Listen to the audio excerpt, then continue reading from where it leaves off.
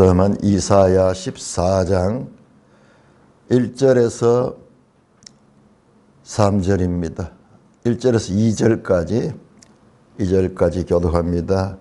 이사야 14장 1절 여호와께서 야곱을 긍휼히 여기시며 이스라엘을 다시 택하여 그들의 땅에 두시리니 나그네 된 자가 야곱 족속과 연합하여 그들에게 애속될 것이며 민족들이 그들을 데리고 그들의 본토에 돌아오리니 이스라엘 족속이 여호와의 땅에서 그들을 얻어 노비로 삼겠고 전에 자기를 사로잡던 자들을 사로잡고 자기를 억제하던 자들을 주관하리라.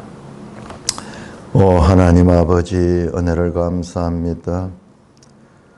아버지 하나님, 이 놀라운 하나님의 구원의 경륜들을 우리가 알아갈 수 있도록 은혜를 베풀어 주시니 감사를 드립니다. 이 아침도 하나님의 영광 홀로 받아 주옵소서. 예수님 이름으로 감사하며 기도드리옵나이다. 아멘. 자, 14장에 들어와서는 우리가 어제 13장 봤는데 13장 바벨론 멸망이죠. 바벨론 멸망에 관한 이야기인데 요 14장도 마찬가지 14장도 계속 이어집니다. 바벨론 멸망 여기 20 몇 절까지인가 23절까지가 바벨론 멸망이야. 그런데 그 가운데서 14장 1절 2절은 이스라엘의 돌아옴, 유다라고 할까요? 유다의 돌아옴, 그 내용이 나오는 거예요. 자, 그러니까는 바벨론의 멸망은 동전의 양면과 같이 바벨론의 멸망은 유다의 해방이야. 유다의 해방. 어제 봤죠? 그 바벨론을 멸망시켰던 저 은을 기뻐하지 아니하고 금을 사모하지 않는 메대의 용맹한 용사들이 와서 바벨론을 박살내죠. 결국 그것이 이제 고레스의 이 세력이에요. 고레스의 부하들이에요. 고레스 부하들이 메대를 통해서 실제적으로는 다리오가 바벨론을 정복하지만은 그것은 이제 고레스의 이 지휘 아래서 이 바벨론이 멸망됩니다. 동시에 고레스는 바벨론을 멸망시키고 바벨론이 지배하고 있던 여러 나라들을 해방시켜주는 그야말로 해방자의 역할을 합니다. 그 고레스는 이방 왕이지만은 이사야 45장에 보면은 기름 부은 받은 자 나의 고레스, 나의 고레스, 하나님의 도구야. 하나님의 이 고레스야. 하나님이 메시아처럼 장차올 메시아의 하나의 예표로서 사용하는 거예요. 그러니까는 바벨론이나 아수르의 저 힘센 자들은 몽둥이로 매로 사용했고, 그 다음에 이 페르시아의 고레스는 하나님이 자신의 뜻을 이루는, 물론 이것도 자신의 뜻이죠. 심판에 관한 도구로 사용했고, 이 고레스는 구원에 관한 도구로 사용해요. 하나님은 죽이기도 하시고 살리시기도 하시는 분이시다. 각 나라의 왕들을 사용하는데 몽둥이로 사용하는 징계의 도구가 있고 고레스처럼 구원의 도구로 사용되는, 그래서 기름 부음 받은 자 메시아의 역할을 예표적으로 하는 인물이 고레스입니다. 고레스. 그래서 지금 왜 이상하게도 바벨론 멸망을 이야기하다가 유다가 돌아오는 이야기를 하느냐, 우리 이런 생각이 들기 쉬운데 동전의 양면 같은 사건이다 그 말입니다. 그래서 여기에 멸망할 바벨론은 구원받을 하나님의 백성들과 동시적인 거예요. 이게 계시록에 과구절을 납니다. 계시록에 보시면은 계시록 18장이 무너졌도다 무너졌도다 큰 성 바벨론이여. 그럼 바벨론의 몰락을 이야기를 하거든요.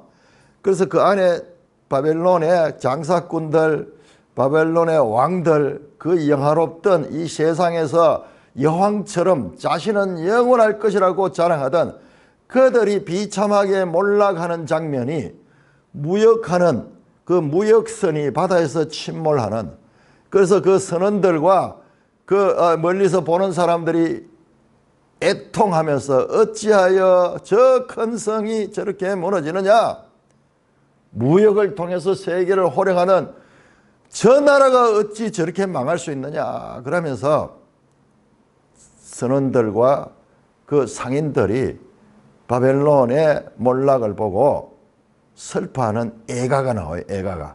그게 18장입니다. 그런데 19장에 가면은 갑자기 할렐루야 그러면서 쫙 하늘의 장면이 펴지면서 하나님의 백성들이 등장합니다. 구원의 찬송이죠. 구원의 찬송. 구원의 찬송. 모든 이제 구속사의 경륜이 이제 구원으로 마감되어 가는 그 장면이요. 그러니까 지금 우리가 이 바벨론, 이사야서의 바벨론을 보고 있지만은 이걸 잘 공부를 해야 돼요. 그래서 나중에 이것이 하나님이 전 구속사를 이루는 하나의 모형적인, 하나의 원리적인 그와 같은 것을 쓰는 거예요. 만약 이런 게 없으면은 여러분 지금 또 예수님 오시고 또 2000년 동안 이런 일들이 흥망성쇠가 얼마나 많았어요. 근데 가만히 보면 하나님 관점에서 보면은 기본 원리가 동일해. 해 아래 새 것이 없어. 자, 그래서 이 바벨론에 관한 기사는 그렇게 중요한 것입니다. 자, 여호와께서 야곱을 긍휼히 여기시며 이스라엘을 다시 택하여 그들의 땅에 두실 것이다. 야곱이, 이스라엘이 어떻게 됐습니까? 바벨론의 압제 아래 신음하고 있었죠. 그래서 다시 택하신다. 하나님께서 다시 택하여 저 애굽에서 그들을 구원할 때처럼 다시 그들을 택하여 그들의 땅에 두실 것이다. 포로된 자에서 바벨론 여러 각처에서 그들이 유다 나라로 이스라엘로 돌아올 것을 말씀합니다. 그때 그들의 땅에 돌아올 적에 나그네 된 자가 야곱 족속과 연합하여 그들에게 애속될 것이며, 자, 이때 돌아올 때 나그네 된 자가 누구냐 그러면은 이거는 그 야곱 족속이 아닌 이방인들이에요. 이방인들. 바벨론이 세계를 정복할 적에는 유다만 지배당했지 않아 여러 나라들이 지배돼서, 근데 그들이 돌아올 적에 유다와 함께 연합하는 거예요. 그들이 나그네 된 자가 야곱 족속과 연합하여 그들에게 애속될 것이며, 그들과 합쳐지는 거예요. 이방인들이 합쳐질 것이며, 민족들이 그들을 데리고 그들의 본토에 데려갔다. 자, 여기 민족들 앞에 나오는 나그네 된 자와 같은 의미입니다. 민족들이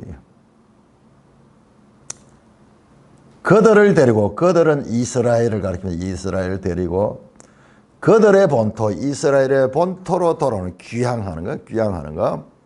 이게 구약 성경의 큰 중요한 그림이죠. 바벨론에서 멸망했던 그들이 그 포로 기간을 끝을 내고 고레스 칙령에 의해서 저 에스라, 느헤미야 같이 다 돌아오지는 않아요. 남은 자들만 돌아왔어요. 그 가운데 많은 사람들은 그 나라에 남아서 거기에서 그냥 살고 있고, 그 가운데 택한 자들이 4만 몇천 명이 돌아옵니다. 돌아온 자의 명단이 쫙 나오잖아요. 에스라서 보면은 지금 그 이야기예요. 그들의 본토에 돌아오니 이스라엘 족속이 여호와의 땅에서 그들을 얻어 노비로 삼겠고, 그 여러 나그네 된 여러 민족들이 이스라엘 족속이 여호와의 땅, 본토 돌아온 그 약속의 땅에서 그들을 얻어 노비로 삼겠고, 전에 자기를 사로잡던 자들을 사로잡고 자기를 압제한 자들을 주관하리라. 자기를 사로잡은 자 바벨론이죠. 압제한 자 바벨론 사람들도 같이 이렇게 돌아와서 그들을 섬기게 될 것이다. 그들이 이 이스라엘이 그들을 주관하리라. 자, 요거는 1차적으로 보면은 BC 539년 이후 바벨론이 멸망한 이후 일날 일이기도 하면서 이 문자적으로 보면은 이제 이 영어 한계가 있습니다. 이것은 신약 시대 특별히 교회 시대에 많은 이방인들이 하나님의 백성으로 연합되는 자, 구약에는 유대인 중심이었죠. 그런데 교회 시대는 그렇지 않죠. 유대인이나 이방인이나 차별 없이, 구별 없이 그렇게 하나님의 교회로 참여하는 이와 같은 구속사적인 예수님의 초림과 교회 시대를 어마어마한 그 긴 시간들을 압축해서 단 두 절로 표현하고 있는 것입니다. 그런데 이제 유대인들은 이 성경 해석을 어떻게 하느냐 그러면은 여기 뒤에도 나오는데 보면 유대인들은 이것을 문자적으로 해석하는 거예요. 문자적으로 해서 그들이 나중에 그 세상을 지배하는 그런 나라가 된다. 뒤에 또 나올 거예요. 아주 구체적으로 나라 이름을 지명합니다. 그러면서 그들을 정복하고 지배할 거다. 그렇게 생각을 하는 거예요. 이런 구속사적인 전체 그림을 못 보기 때문에 유대인들은 이거를 문자적으로 그렇게 해석하는 거예요. 그러니까 유대인들이 저렇게 작지만은 자부심이 강한 것, 자존심이 강한 것, 또 세계 곳곳에서 두각을 나타내는 것, 이제 이런 그들 심리 밑바닥에는 이런 사상들이 깔려 있는 거예요. 그래서 어디 가도 기가 죽지 않는 거예요. 기가 죽지 않는 거예요. 3절입니다. 3절에서 8절까지 교독합니다. 다시 이제 바벨론으로 앵글이 맞추어집니다. 여호와께서 너를 슬픔과 공고와 및 너가 수고하는 고역에서 놓으시고 안식을 주시는 날에 너는 바벨론 왕에 대하여 이 노래를 지어 이르기를 압제하던 자가 어찌 그리 거쳤으며 강포한 성이 어찌 그리 폐하였는고. 여호와께서 악인의 몽둥이와 통치자의 규를 꺾으셨도다.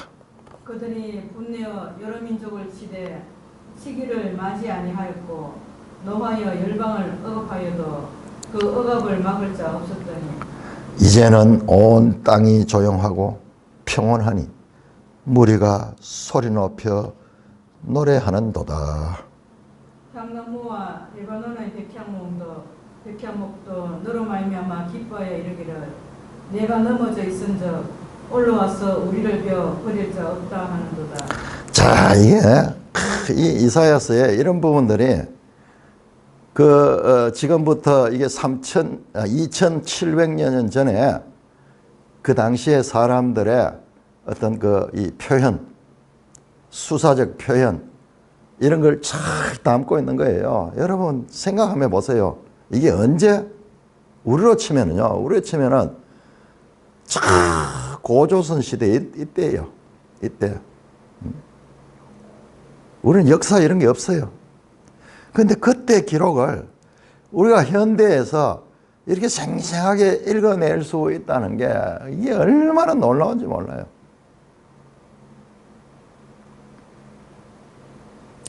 우리 최근에 발견된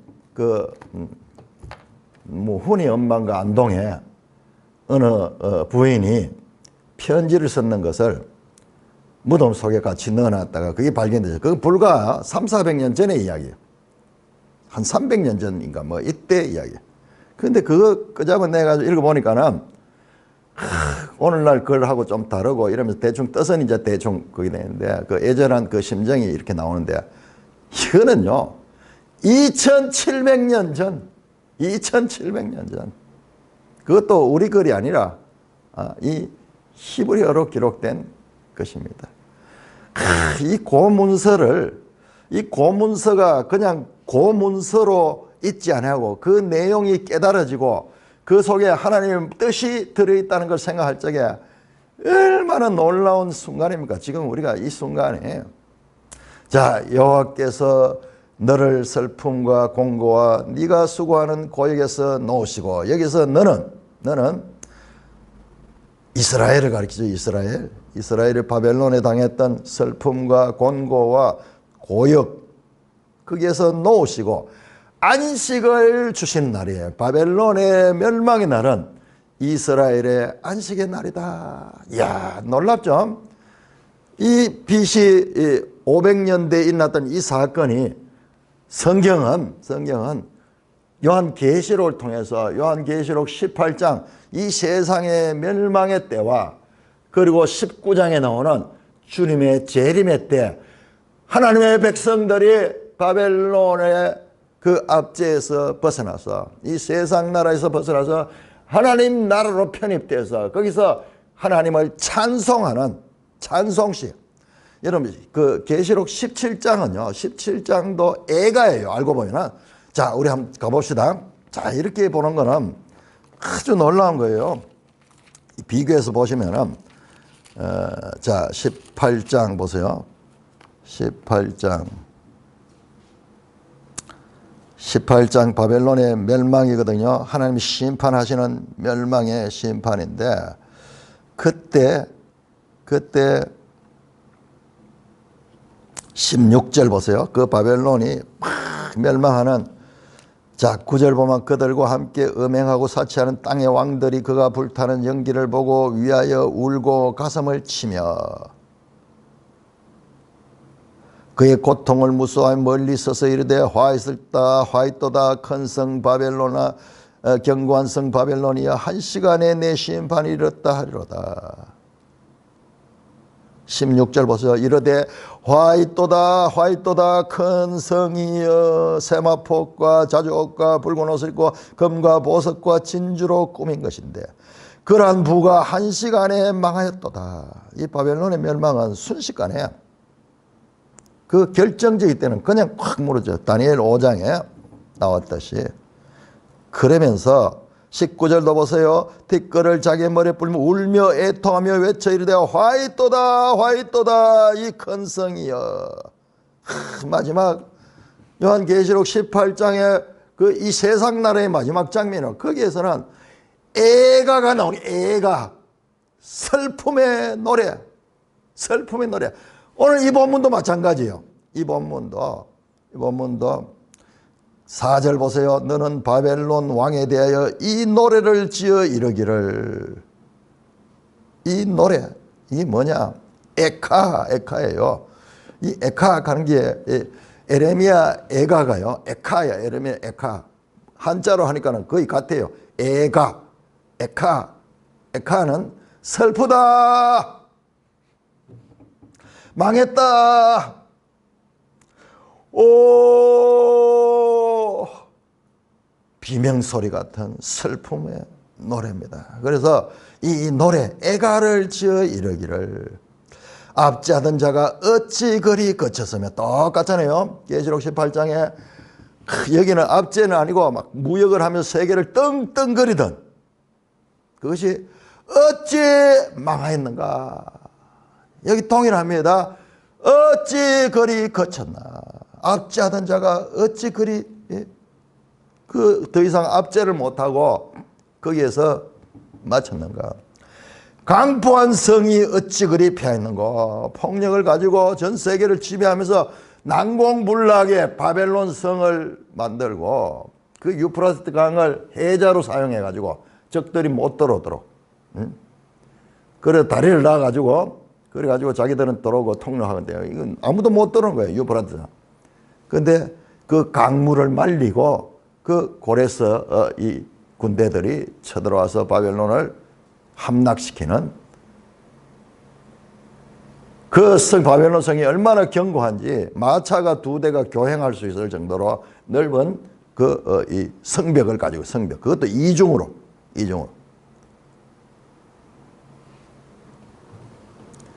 강포한 성이 어찌 그리 피하 있는가. 여기도 마찬가지죠. 계시록과 비교해서 보면요, 스테레오로 여기는 주로 경제 문제. 계시록 18장 7절, 그가 얼마나 자기를 영화롭게 하였으며 사치하였던지, 그만큼 고통과 애통함으로 갚아주라. 그가 마음에 말해 나는 여왕으로 앉은 자여 과부가 아니 결단코 애통함을 당하지 아니라 하니. 자기는 신과 같은 존재이기 때문에 늘 정복만 하고 지배만 하지 우리는 망하지 않는다. 그러나 그 이야기가 끝나자마자 하루 동안에 재앙들이 이를 것이다. 곧 사망과 애통함과 흉년이라. 자, 9절 계시록 18장 9절 보시면 그와 함께 음행하고 사치하던 땅의 왕들이, 국제연합이에요. 국제연합. 여러분, 국제연합입니다. 오늘날도 우리가 지금 보니까는요, 이 부정선거에 대한 증거들이 나오는데 이게 한 나라 이야기가 아니고 국제연합이야. 국제연합. 세계의 왕들이 연합해서 그 중심에 우리나라가 있어요. 우리나라가 AF 하는 게, AF이 미국에서 USAID라는 그 단체, 민주당에서 만들었던 그 단체가 전폭 지원해가지고 우리나라에 세계의 선거를 관계하는 그런 국제 조직이 우리나라에 있어요. 인천에 저기 있어요. 카르텔이 돼야 돼. 카르텔. 지금 그 이야기잖아요. 카르텔은 땅의 왕들이, 그와 함께 음행하고 사치하던 땅의 왕들이 그가 불타는 연기를 보고 위하여 울고 가슴을 치며 그의 고통을 무수하며 멀리 서서 이르되 화이또다 화이또다 큰 성 견고한 성 바벨론이여, 한 시간에 내 심판이 이르렀다. 순식간에 심판이 올 때는요, 영원하게 이 나라가 유지될 때까지만 순식간에 하나님 하시면 금방. 우리나라도 이번에 6월 3일 날 선관위가 부정 해도 아무도 감사도 못하고 든든하게 자기들은 아무런 그 제약 없이 그렇게 무소불위의 권력을 가지고 아무도 손대지 못, 정치인들도 감히 가까이 가지도 못, 그런 조직이 어떻게 순식간에 하나님 하시니까는 순식간에 무너져 내리는 것을 봅니다. 11절부터 땅의 상인들이 그를 위하여 울고, 이 상인들은 세계 무역상들, 경제인들. 애통하는 그들, 다시는 그들의 상품을 사는 자가 없습니다. 그 상품은 금과 은과 보석과 진주와 세마포와 자주백 옷감과 비단과 붉은 옷감이요 각종 향목과 각종 상아 그릇이요 값진 나무와 구리와 철과 대리스로 만든 각종 그릇이요 계피와 향료와 향과 향료와 유향과 포도주와 감람류와 고운 밀가루와 밀이요 소와 양과 말과 수레와 종들과 사람들의 영혼이라.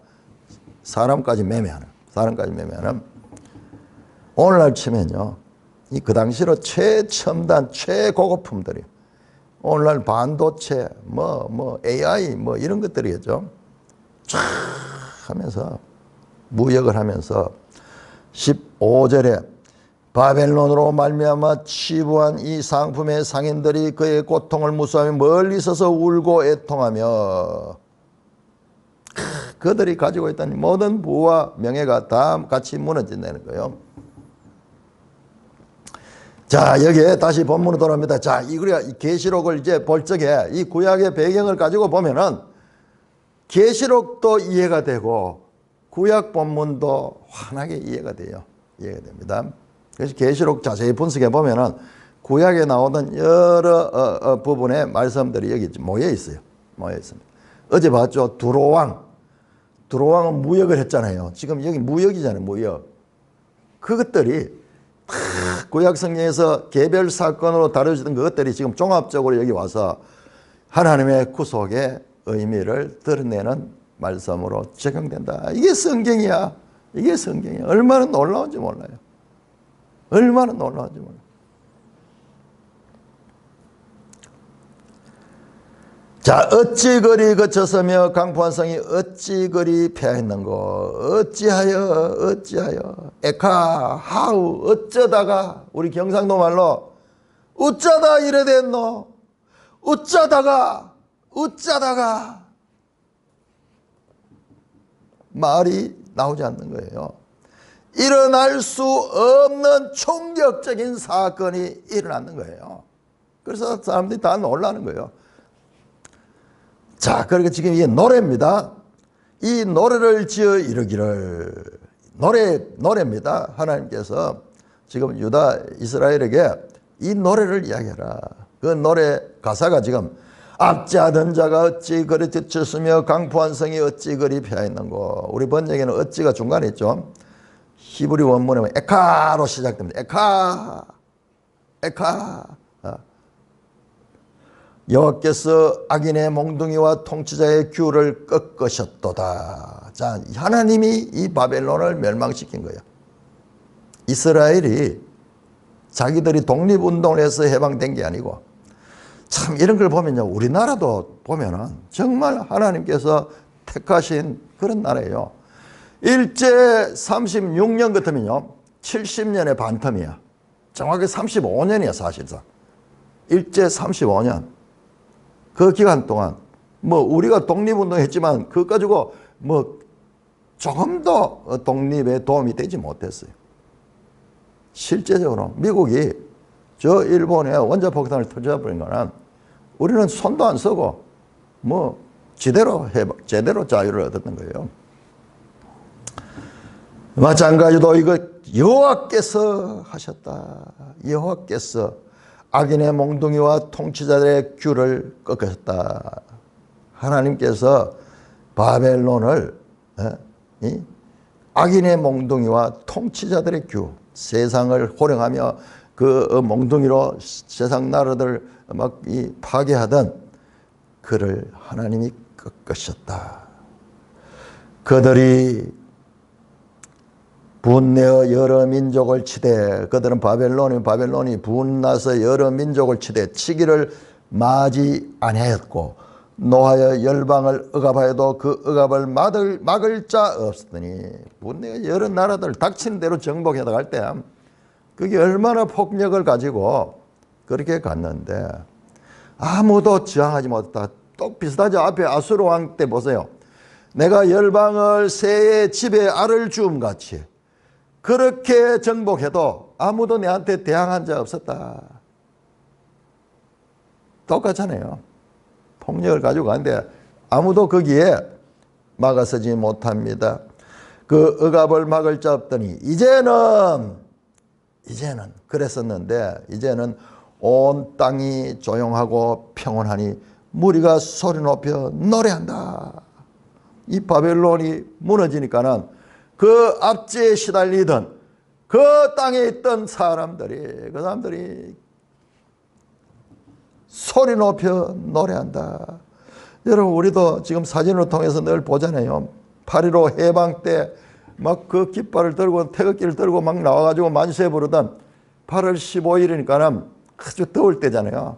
그때 막 만세 하는 그 장면이요. 우리 민족의 역사에서도 이런 6.25 전쟁이나 일제 35년의 그와 같은 식민 통치 이런 것들이 우리에게 아주 영적으로 보면 유익한 거예요. 유익한 거예요. 야, 우리와 성경이 막 일치하는 이런 경험이 없으면 이게 와닿지 않을 거예요. 무리가 소리 높여, 억압당하던 무리들이 소리 높여 노래한다. 자, 여기 보자. 재미있는 표현 나옵니다. 향나무와 레바논의 백향목도 너로 말미암아 기뻐하여 이르기를 너가 넘어져 있은즉 올라와서 우리를 베어버릴 자 없다 하도다. 자, 여기 갑자기 레바논이 나옵니다. 레바논과 레바논의 백향목과 향나무. 이거는 뭐냐 그러면요, 원어에 보면은 여기에 또한 돼 있어요. 감. 앞에 사람들이 노래하죠. 해방의 기쁨을 노래하죠. 또한 나무들도, 피조물들도, 나무들도, 향나무와 레바논의 백향목, 이런 것들은 뭐냐 그러면은 바벨론의 왕궁이나 바벨론의 큰 건축물을 사용할 때 베어져서 운반되어서 그 사용되는 그 나무들이에요. 그 나무들이요. 여러분, 바벨론 지역은 뭐가 발전되냐? 여기 돌도 별로 없고 나무도 그렇게 많이 없어요. 좋은 나무가 없어요. 거기 어디 메소포타미아 지역이잖아요. 농사하기는 좋고 이러지만 거기 주로 벽돌 문화가 발달했어요. 벽돌 문화. 그 물이 있고 그다음에 그 흙이 고운 흙들이 많으니까는 바벨탑 쌓을 때도 벽돌이잖아요. 진흙으로 구워가지고 돌을 만들잖아요. 그래서 그 문화는 남은 것도 보면 전부 벽돌 문화예요. 근데 그 벽돌 문화가 그 안에는 나무로, 견고한 나무로 그렇게 돼가지고 크고 더 높은 그런 건축을 지을 수 있죠. 그래서 이 바벨론의 왕들은 유명한 그 바벨론의 느부갓네살 왕 때이시 봅니다. 그 후임인가? 공중정원 가는 게 있어요. 세계 불가사의 중에 하나. 공중정원 가는 건데, 자기 부인을, 왕비를 위해 가지고, 왕비가 외국 사람이야. 그래서 그 자기 나라와 비슷하게 그렇게 공중에다 정원을 지어 가지고 해놓은 그 유명한 그런 것들이. 그러니까는 이 나라가 부강하니까는 건축 재료가 엄청나게 서해지는 거예요. 그러니까 나무들이 막 베어지는 거예요. 막 베어지는 거예요. 이게 나무를 의인화했는 거예요. 향나무와 레바논의 백향목도 너로 말미암아 기뻐하여 여기를, 너가 넘어져 있은즉, 바벨론 왕을 이야기합니다. 올라와서 우리를 베어버릴 자 없다다. 바벨론이 몰락하니까 이제 더 이상 우리를 베어가지고 가져갈 사람이 없다는 거예요. 로마서 8장에 나오죠. 피조물도 다 함께 신음하는 것은 하나님의 아들들이 나타남이라. 지금 피조물들도 말을 못해서 그렇지, 이런 그 무지막지한 벌목 이런 것에 대해서 지금 탄식하는 거예요. 탄식하는 거예요. 야, 여러분 얼마나 놀랍습니까?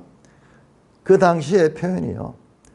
그 나무들도 의인화해서 네가 없으니까는 우리가 살겠구나. 네가 있으면 언제 와서 또 우리를 베어갈 텐데. 그러면서 바벨론의 몰락과 그리고 그 압제 당하던 자들, 심지어는 피조물들까지 안도하며 찬송하는 모습입니다. 자, 9절에서 15절까지 교도가 있습니다. 자, 이번에 시각이 이 세상이 아니에요. 이 세상이 아니고 갑자기 영계로 들어요. 영계. 스올로 들어요. 스올에서. 죽은 시신은 땅에 있지만은 그 영혼은 지금 스올로 가 있다는 것을 알 수 있습니다. 자, 9절부터 15절까지 교도합니다. 아래의 스올이 너로 말미암아 소동하여 너가 오는 것을 영접하되 그것이 세상의 모든 영을 너로 말미암아 움직이게 하며 열방의 모든 왕을 그들의 왕좌에서 일어나게 하므로 그들은 다 내게 말하여 이르기를 너도 우리와 같이 연약하게 되었느냐 너도 우리와 같이 되었느냐 하리로다. 내 영화가 소홀에 떨어졌으며 내 비파 소리까지로다. 구더기가 내 아래 깔림이여 지렁이가 너를 덮었도다. 너 아침의 아들 계명성이여 어찌 그리 하늘에서 떨어졌으며 너 열국을 얻어 엎은 자여 어찌 그리 땅에 지켰나고. 너가 네 마음에 이르기를 내가 하늘에 올라 하나님의 무별 위에 내 자리를 높이리라. 내가 북극 지폐의 산 위에 앉으리라. 가장 높은 구름에 올라가 지극히 높은 이와 같아지리라 하는도다. 그러나 이제 네가 스올 곧 구덩이 맨 밑에 떨어짐을 당하리로다. 자, 여기까지 한번 보겠습니다. 자, 이번에 이 장면은 스올입니다. 영계에 죽은 영혼이, 바벨론 왕의 죽은 영혼이 지금 가는 장면. 그러니까는 우리 이 성경은요, 우리가 볼 수 없는 까지 보여주는 거예요. 볼 수 없는 까지 보여주면서 그렇게 우리에게 바벨론의 그 몰락한 왕의 사후 세계를 우리에게 보여줍니다. 놀랍네요.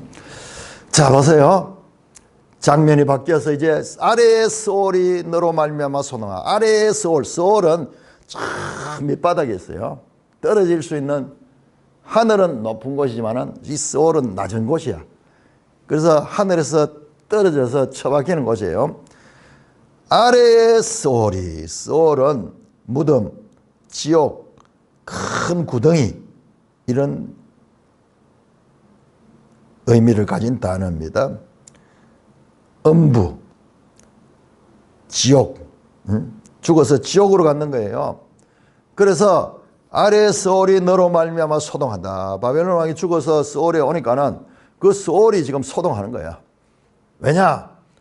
네가 오는 것을 영접하되 그것이 세상의 모든 영웅을 너로 말미암아 움직이게 하며 열방의 모든 왕을 그들의 왕자에서 일어나게 하므로. 뭐냐? 세상에 먼저 죽었던 그 스올에 있던 그 영혼들, 그것들도 어떤 거냐 하면 이 세상을 막 호령하던, 남을 지배하고 압제하던 그런 것들이야. 그런 것들이 큰 형님이 오셨다. 큰 형님이 오셨다. 여기는 나이도 없는 집. 자관 미리 와 있던 인간들도 엄청나게 세상의 모든 영웅을 너로 말미암아 움직이게 하며, 이 바벨론 왕의 이와 같은 그 세계를 정복하는 게요, 세상 다른 나라들도 막 그걸 따라하고 싶어하고 막 그런 힘을 가지고 싶어하고 막 부러워하는 거예요. 너로 말미암아 열방의 모든 왕을 그들의 왕자에서 일어나게 함으로. 일어났다는 것은 그를 섬기고 그들을 높이는 뭐 그런 표현이죠. 여기에 이제 세상에 있을 때 바벨론 왕이 했던 뭐 그런 의미도 있을 수 있고, 아니면은 스올에 왔을 때 미리 와 있던 스올에 와 있는 그 영웅들, 그 왕들도 이 큰 형님이 왔다 그러면서 자리에서 일어날 정도로 음부에서도 소동이 일어났습니다. 10절입니다. 그게 음부에서 일어난 사건을 보는 게 맞겠네요. 그들은 다 네게 말하여 이르기를. 앞에는 스올에 있던 그 영웅들, 왕들, 바벨론 왕에게 말합니다. 너도 우리같이 연약하게 되었냐? 너도 우리같이 되었느냐? 수사 의문문이요. 아이고, 네가 이게 웬일이고, 니나 내나 똑같이 이렇게 됐단 말이가. 너는 그럴 줄 않을 줄 알았는데, 너는 영원할 줄 알았는데, 너도 연약하게 되었구나. 늘 강하고 늘 위에만 있던 너가 이렇게 되었구나. 그러면서 수사적 표현인 거예요. 그러니까 지금 이 그림을 통해 가지고, 드라마를 통해 가지고 바벨론 왕의 그 몰락한 그 영혼, 이 바벨론 그 죽은 후에 그 비참함을 우리에게 지금 보여주는 거예요. 보여주는 겁니다. 이런 건 성경 아니고 어디에서 볼 수 없는 그와 같은 내용입니다. 11절입니다. 네 영화가 소울에 떨어지면 네 비파 소리까지다. 네가 영화롭던 그 영광스러운 자리에 있는데 네가 소울에 떨어지고, 소울에 떨어질 적에 네 비파 소리까지 돌아. 자, 이게 뭐 비파 소리는 또 뭐냐? 이게요. 자, 에스겔 28장 한번 찾아봐요. 제가 어제 지금 이사야 14장 이 본문하고 에스겔 28장이 둘이가 스테레오로 교만한 세상의 왕들의 몰락에 가서 이야기하는데, 동시에 두 군데 다 사탄의 몰락에 대한 이야기가 동시에 나옵니다. 근데 여기 비파가 뭐냐? 네 영화가 소울에 떨어졌으면 네 비파 소리까지로다. 이 영화는요, 자, 에스겔 28장 13절에 보시면은 너가 옛적에 하나님의 동산 에덴에서 각종 보석, 홍보석, 황보석, 금강석, 황옥, 홍만호, 창옥, 청보석, 남보석, 홍옥과 황금으로 단장했다. 이 영광스러운 이 영화, 아까 계시록에 나오죠. 물품들 쫙 나오죠.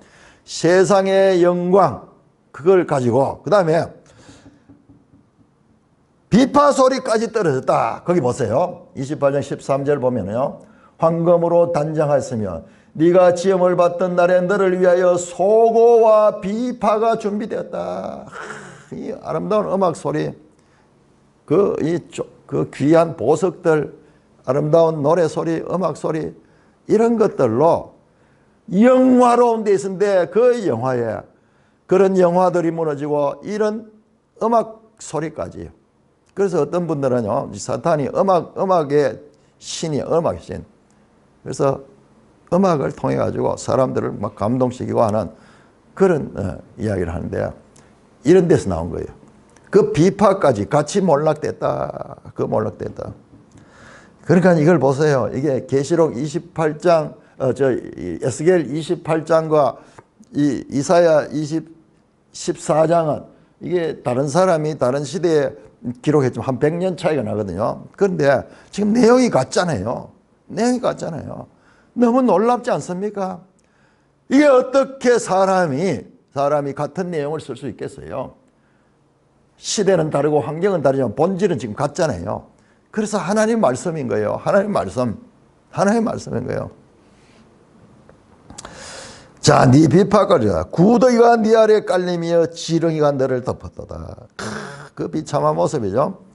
그래서 소울에 오니까 소울에 막 불도 있고 그 구덩이가 막 살아있는 그 신약 성경에 나오죠.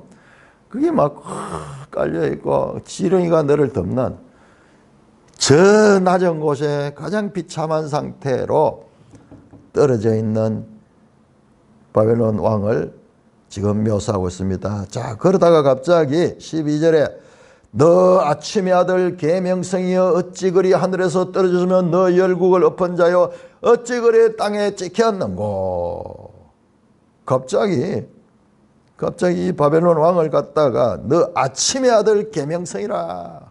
아침의 아들 벤 샤하르, 새벽이라고 볼 수 있어요. 모닝 또는 다운, 여명이 있을 그 시간. 그 벤 샤하르, 계명성, 성이라고 하면 별이죠. 병. 헤이렐레는 라이트 비어러, 빛을 운반하는 자다. 또는 빛나는 자, 모닝 스타, 앞에 나왔던 아침의 아들, 계명성, 모닝 스타.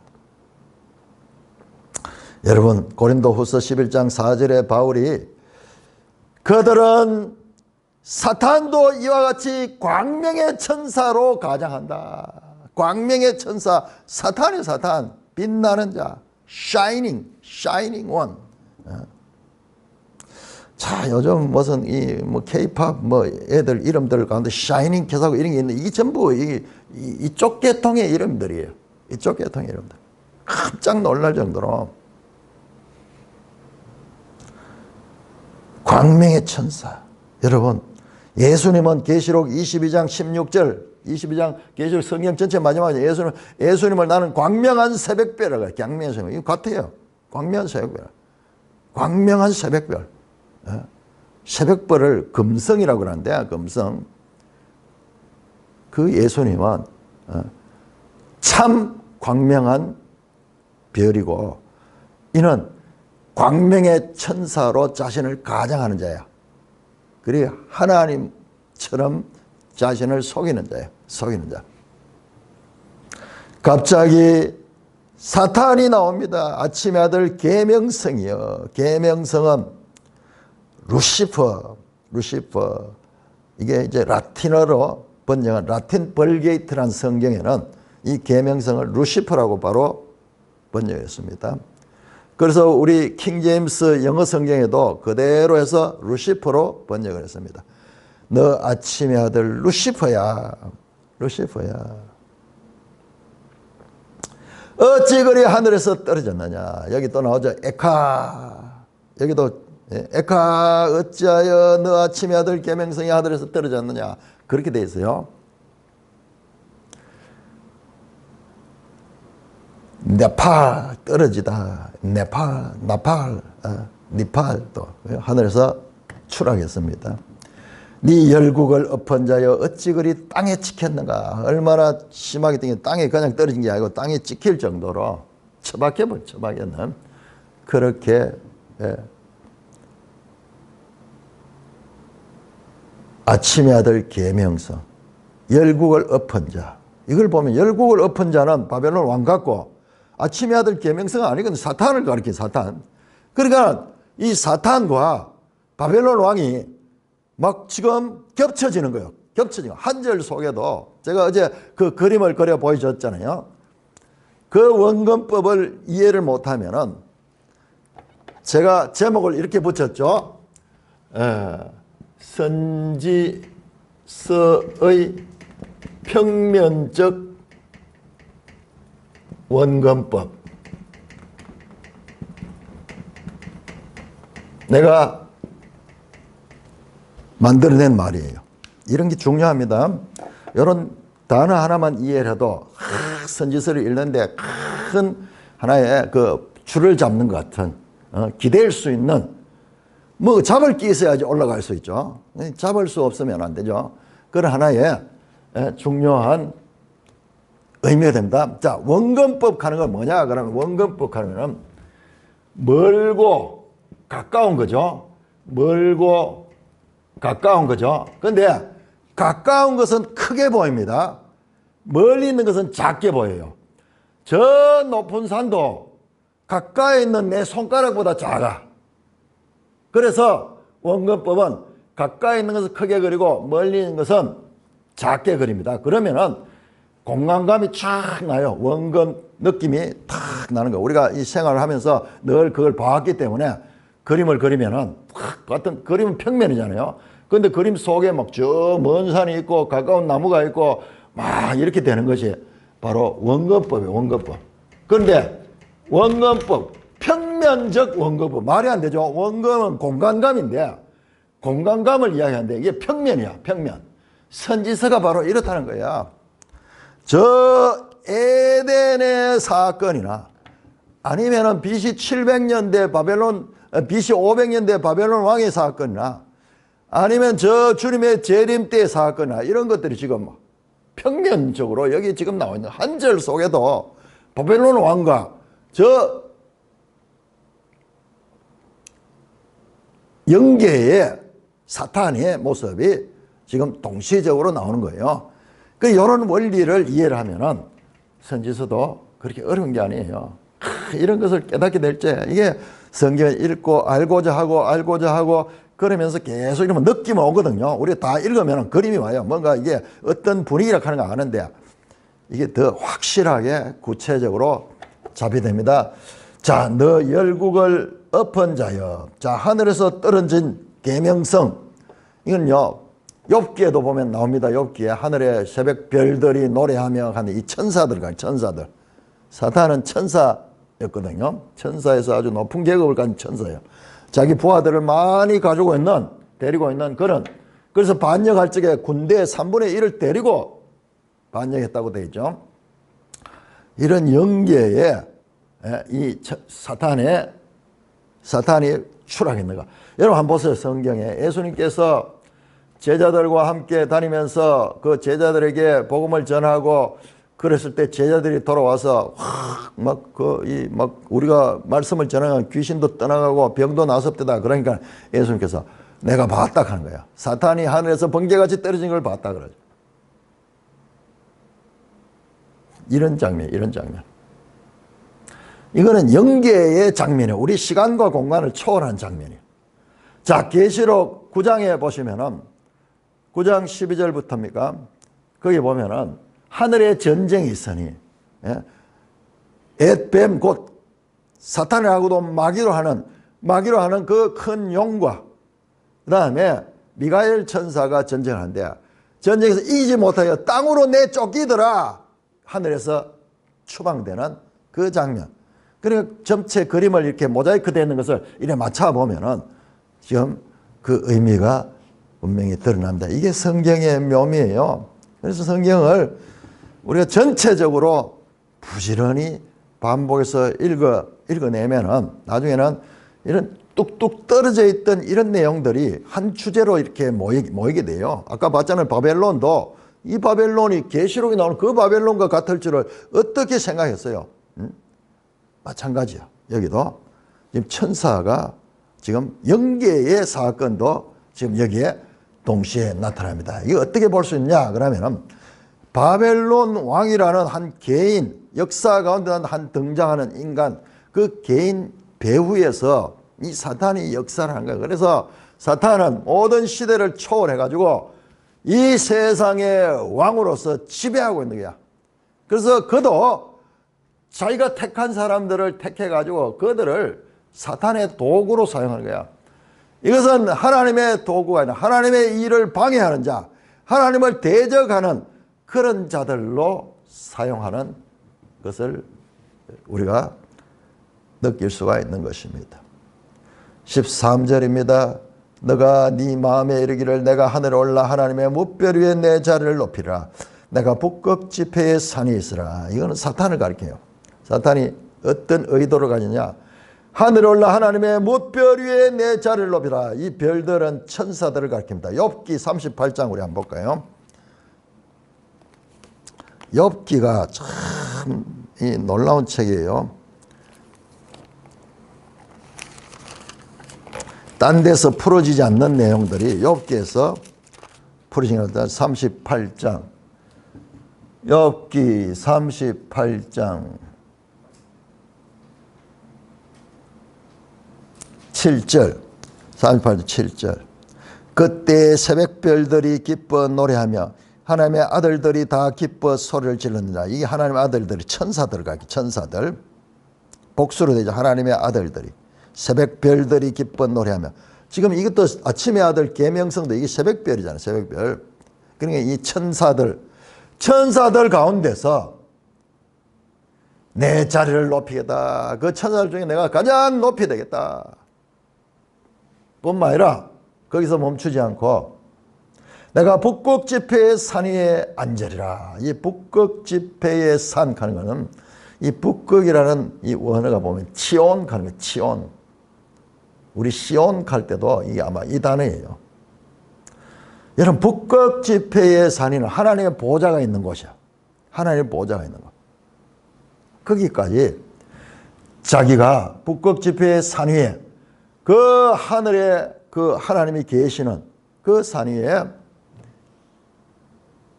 지극히 높은 이와 같아야. 거기까지 올라가서 가장 높은 구름에 올라 지극히 높은 이와 같아지라. 하나님과 동등하겠다는 그런 의지를 가진 이 사탄이잖아요. 사탄. 하나님을 반역했다 쫓겨나서 지금 이 세상을 죄로 물들게 하고 이 세상을 지금도 이렇게 평화를 깨뜨리고 지금도 이 세상을 악의 힘으로 지배하고 있는 죄의 원인이 되는 이 사탄이 지금 등장하고 있습니다.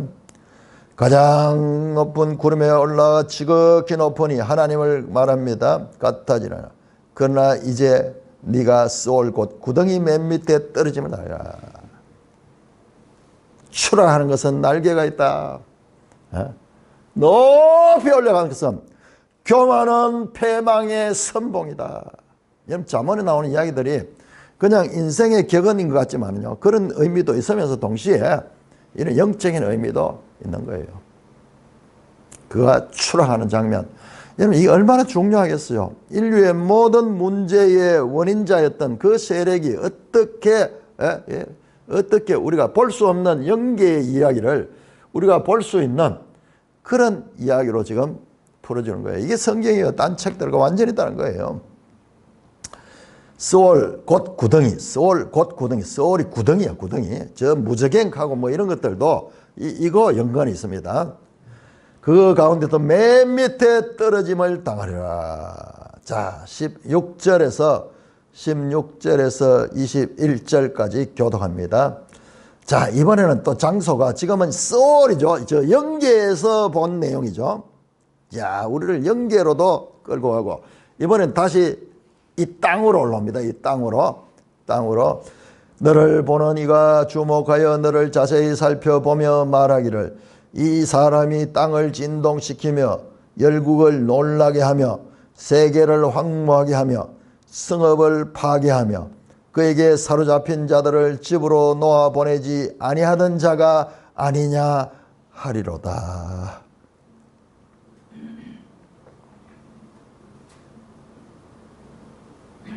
18절이죠. 열방의 모든 왕들은 모두 각각 자기 집에서 영광 중에 자금만은 오직 너는 자기 무덤에서 쫓겨났으니 가정한 나무가지 같고 칼에 찔려 돌고등이에 떨어진 죽음들에 둘러싸였으니 밝힌 시체와 같도다.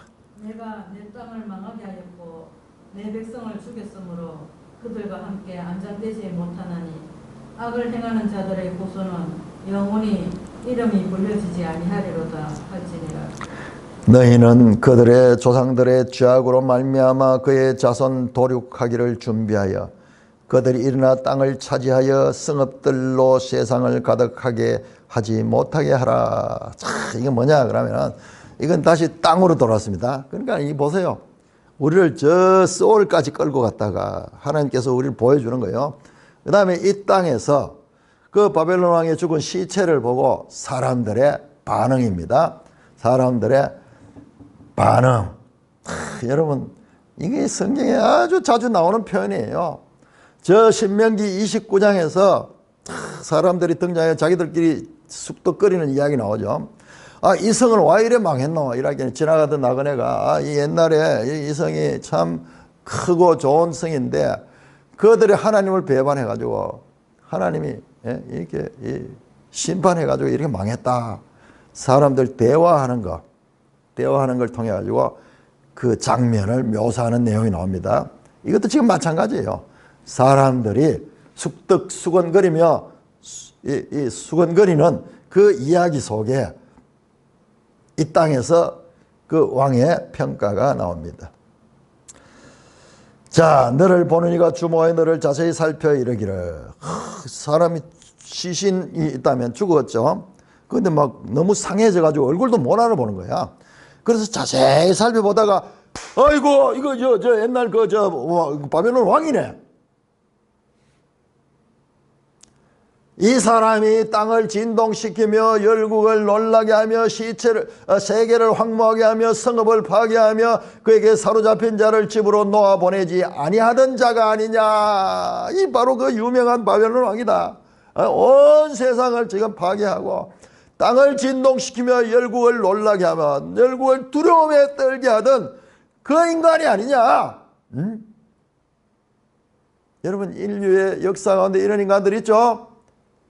히틀러 같은 인간들, 무솔리니 같은 인간들, 저 북한 땅에 저 김일성이 그 가족들, 그런 인간들이 어디 있습니까? 세상에 3대에 걸쳐가지고 압제를 하며 백성들을 고혈을 빨아먹는 그 영원할 것 같은 그 악의 세력, 그게 시체로 누워있는 시체로. 그들은 또 그까지 시체까지 방부 처리해가지고 그렇게 신으로 섬기고 있는 거예요. 여러분, 성경을 보면 그들의 지금 겉으로는 금수산 궁전을 지어놓고 그렇게 시체까지 방부 처리해가지고 사람들이 경배하지만은 지금 소울에서 가장 고통을 받는 그런 것을 우리가 알아야 되는 거예요. 정반대로. 열방의 모든 왕들은 18절입니다. 모두 각각 자기 집에서 영광 중에 자그마한 왕들이 죽으면 그냥 무덤이 보통 무덤이 아니라 왕릉 같은 거 뭐 이런 거 지어가지고 그렇게 하죠. 그렇지만 오직 너는 자기 무덤에서 떼쫓겼으니 무덤에서조차도 안장되지 못하고 가정한 나무가지 같고, 가정하다 하는 건 좀 이상한 표현이고요. 병든 나무가지, 병든 나무가지는 잘려져 가지고 버려지잖아요. 이 있으면 나무 전체에 번질 수 있으니까 병든 나무같이 같고 칼에 찔려 돌구덩이에 떨어진 죽음들의 사이였으니 이게 뭐냐 그러면은 막 전쟁을 하다 보면은 시체들이 많이 생기죠. 그러면 구덩이를 파가지고 여기 구덩이는 우리처럼 이런 구덩이 아닐 거예요. 동굴. 유대인들은 보면 벽을 보면은 바위를 뚫어가지고 그 안에다가 시체를 놔대요. 거기에 시체들을 켜켜이 던져 놓는 거예요. 막 그 집단 시체 그 어떻게 처리하겠어요? 그 속에 칼에 찔려 돌구덩이에 떨어진 죽음들에 둘러싸여 있으며 여러 시체들 가운데 막 이렇게 켜켜이 써가지고 그 안에 들어가 있는 거야. 그 안에 밟힌 시체와 같다. 그래서 밟힌 시체죠. 발로 밟은 것처럼 그렇게.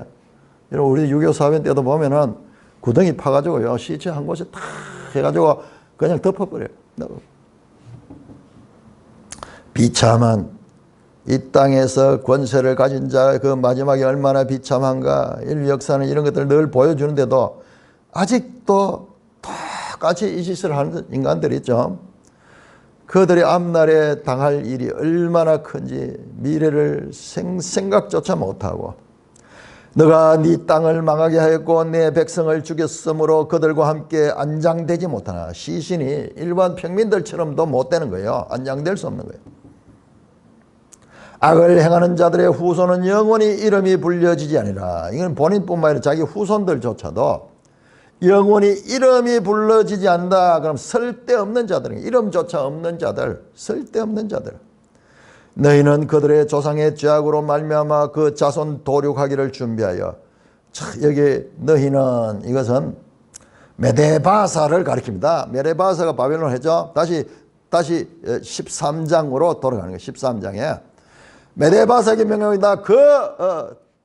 바벨론 그 자손들을 도륙하기를 준비하여 그들이 일어나 땅을 차지하여 성읍들로 세상을 가득하지 못하게 하라. 메대가 와서 실을 말려버리라는 그 실제로 지금 바벨론에 있는 자리는 지금도 황폐하게 되어 있는 것입니다. 자, 22절 23절 오늘날 이라크 그 지역이에요. 이라크 22절 23절 교독합니다. 만군의 여호와께서 말씀하시되 내가 일어나 그들을 쳐서 이름과 남은 자와 아들과 후손을 바벨론에서 끊으리라. 나 여호와의 말이니라. 내가 또 그것이 고슴도치의 굴혈과 물 웅덩이가 되게 하고 또 멸망의 빗자루로 청소하리니 나 만군의 여호와의 말이니라 하십니다. 자, 만군의 여호와 계속 반복해서 한 60번 나와요. 이사야에서 만군의 여호와 체오바트 또는 여호와 체바 하는 거. 많은 이 군자는 임금 군자가 아니고 만군 가는 거, 많다 가는 이 1만 만만 천천 군자가 이 군사 군자예요. 군사 군자. 모든 군대의 하나님, 전사, 거룩한 전사이신 하나님. 만군의 여호와께서 말씀하시되 내가 일어나 그들을 쳐서 이름과 남은 자들과 후손을 바벨론에서 꺼내라. 바벨론을 완전히 없애버린 거야. 없애버려. 여호와의 말이라. 23절 보세요. 다시 그림 언어가 나옵니다. 내가 또 그것이 고슴도치의 굴혈과 무릉덩이가 되게 하고 멸망의 빗자루로 청소하라. 나 만군의 여호와의 말이라. 바벨론이 고슴도치의 구혈이 된다. 여러분 13장 21절에 보면은 바벨론 그 터가 들짐승들이 거기 엎드리고 부르짖는 짐승이 그들의 가옥에 가득하며 타조가 그들에게 깃들며 들냥이가 거기에 뛸 것이요 궁성에는 성냥이 들깨가 버글버글한 그 땅, 사람이 전혀 살지 않는 땅. 이번에는 고슴도치의 굴혈, 사람이 안 사는 거 고슴도치들이 막 땅을 파고 거기 사는 들짐승들 살고 모든 이 공통점이 여기 사는 것들 다 우리 그 레위기 11장에 나오는 가정한 짐승들이야. 그런 것들이 여기에 삽니다. 그래서 계시록 18장 2절에 보면 무너졌다 큰 성 바벨론이여 귀신의 처소와 가정한 새들의 집이 됐다. 이야기예요. 그걸 뭐 따로 해석해. 이 구약의 연속성, 이 해석에서 이 일관되게 연결하면 뜻이 명확하게 들어갑니다. 무릉등에 대하고 또 여기 표현 보세요. 멸망의 빗자루로 청소하리라. 와, 멸망의 빗자루. 와, 바벨론을 싹 쓸어내버린다는 거야. 쓸어내버린다는 거야. 공허의 추와 이 허무의 줄, 이런 표현, 이 시적으로도요. 그래서 문학을 깊이 연구하는 사람이 성경의 이 문학적인 면에서도 연구하는 거예요.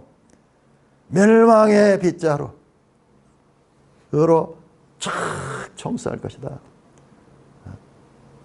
자, 이런 표현, 성경에 나온 이런 표현, 이걸 갖다가 그림 언어.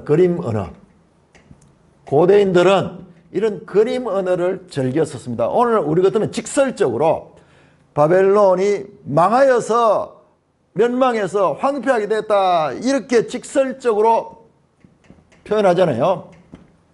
그런데 이거는 그림 언어로 표현한 거야. 이게 뭐냐? 그림 언어 하면 우리는 그냥 중국 한자 같은 게 이런 게 상형 문자잖아요. 상형 문자. 그걸 이해하는데 그런 뜻이 아니고 이미지 메시지. 그림을 그려가지고 이미지를 통해서 바벨론의 멸망을 그림으로 우리에게 남겨요. 이건 깊이 남아요. 이건 직설적으로 하면 바벨론이 완전히 망했다 이러면 그걸 끝이 나는데, 이건 그림을 통해 가지고 우리 속에 그거를 이 인상을 남겨줍니다. 여러분, 우리가 어떤 사건을 대하거나 어떤 무슨 그 집이라든지 어떤 건물이라든지 어떤 나라의 기념물 같은 것도 봐도 우리가 모르는 사람이 보면 그거 아무 의미 없어요. 그러나 그 스토리를 알면요, 저 세종대왕, 이순신 동상 이런 거 우리나라에도 저 세워놨죠. 그거 딴 사람 보면 아, 그건 한 장군이었다 싶지만은 그 스토리를 아는 사람들은 그렇지 않죠. 얼마나 그 훌륭한 왕이었다는 그걸 알죠. 그렇듯이 이런 스토리텔링을 통하며, 그리고 우리의 이런 감성적이고 상상력을 계속 깨우는 그런 표현을 통해 가지고 말합니다. 이런 것도 선지서에 여러 군데 나옵니다. 자, 나중에 또 보겠습니다만 이사야 34장에 아주 대표적인 나옵니다. 여기 또 한번 찾아볼까요? 그것만 보고 오늘 마치겠습니다. 이사야 34장